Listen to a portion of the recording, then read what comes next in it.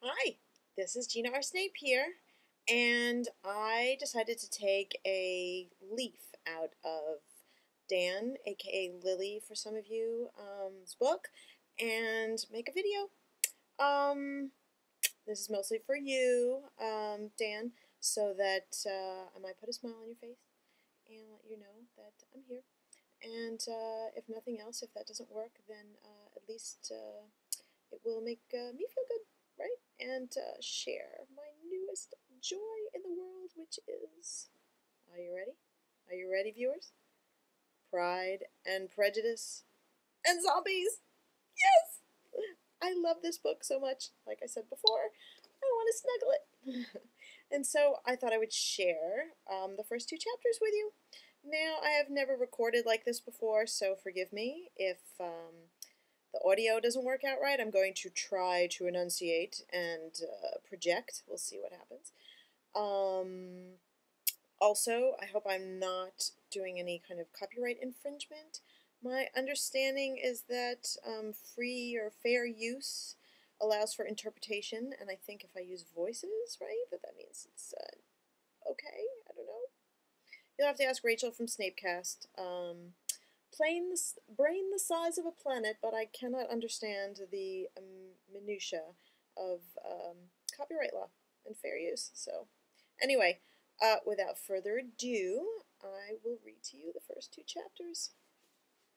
Those of you who know Jane Austen, Pride and Prejudice, will recognize much of the language, and those of you who do not, well, appreciate that Mr. Seth Graham Smith has skillfully, adeptly, cleverly woven zombies into the original Pride and Prejudice narrative.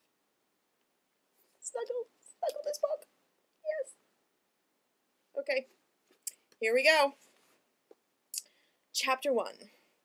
It is a truth universally acknowledged that a zombie in possession of brains must be in want of more brains. Never was this truth more plain than during the recent attacks at Netherfield Park, in which a household of 18 was slaughtered and consumed by a horde of the living dead.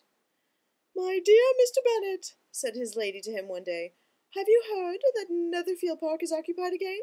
Mr. Bennet replied that he had not, and went about his morning business of dagger sharpening and musket polishing, for attacks by the unmentionables had grown alarmingly frequent in recent weeks. "But it is," returned she. Mr. Bennet made no answer. "Do you not want to know who has taken it?" cried his wife impatiently. "Woman, I am attending to my musket. Prattle on if you must, but leave me to the defence of my estate." This was invitation enough. "Why, my dear, Mrs. Long says that Netherfield is taken by a young man of large fortune, that he escaped London in a chaise and four, just as the strange plague broke through the Manchester line." "What is his name?" "Bingley. A single man of 4,000 or 5,000 a year. What a fine thing for our girls!" "How so? Can he train them in the ways of swordsmanship and musketry?" "How can you be so tiresome? You must know that I am thinking of his marrying one of them." "Marriage? In times such as these? Surely this Bingley has no such designs." "Designs? Nonsense! How can you talk so? It is very likely that he may fall in love with one of them, and therefore you must visit him as soon as he comes."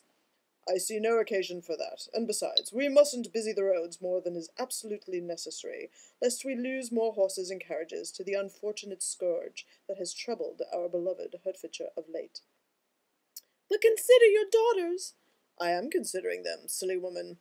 I would much prefer their minds be engaged in the deadly arts than clouded with dreams of marriage and fortune, as your own so clearly is.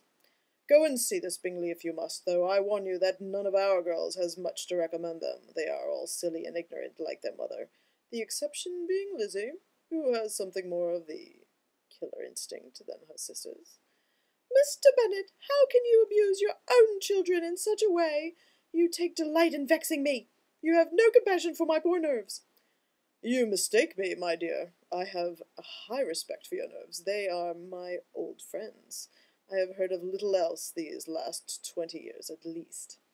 Mr. Bennet was so odd a mixture of quick parts, sarcastic humour, reserve, and self-discipline, that the experience of 23 years had been insufficient to make his wife understand his character. Her mind was less developed, less difficult to develop.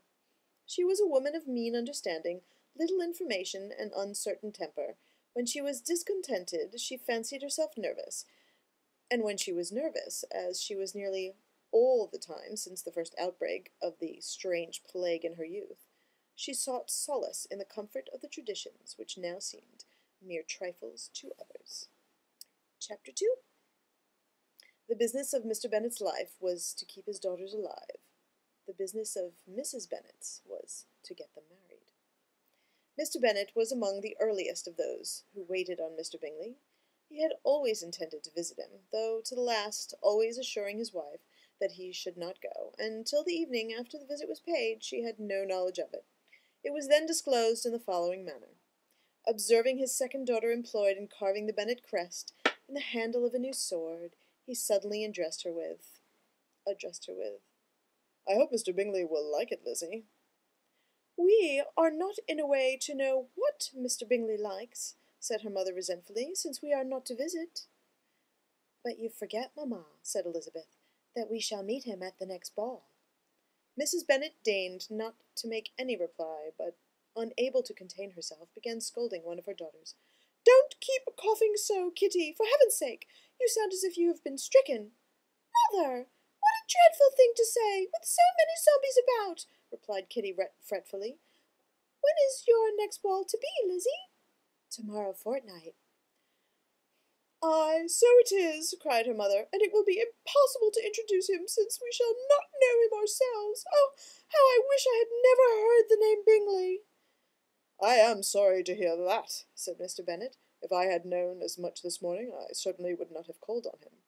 It is very unlucky, but as I have actually paid the visit, we cannot escape the acquaintance now." The astonishment of the ladies was just what he wished, that of Mrs. Bennet perhaps surpassing the rest, though, when the first tumult of joy was over, she began to declare that it was what she had expected all the while. "How good it was in you, my dear Mr. Bennet! But I knew I should persuade you at last. I was sure you loved your girls too well to neglect such an acquaintance. How pleased I am! And it is such a good joke, too, that you should have gone this morning and never said a word about it till now." "Do not mistake my indulgence for a relaxation in discipline," said Mr. Bennet. "The girls continue their training as ever, Bingley or no Bingley." Of course," cried Mrs. Bennet. "They shall be as deadly as they are fetching."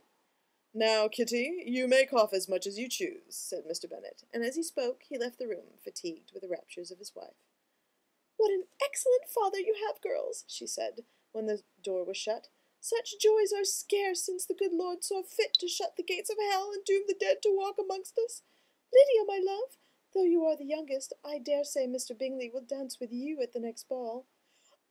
"Oh," said Lydia stoutly, "I am not afraid, for though I am the youngest, I am also the most proficient in the art of tempting the other sex." The rest of the evening was spent in conjecturing how soon Mr. Bingley would return Mr. Bennet's visit, and determining when they should ask him to dinner. I hope you have enjoyed chapters 1 and 2 of Pride and Prejudice and Zombies. See ya. Have a good one.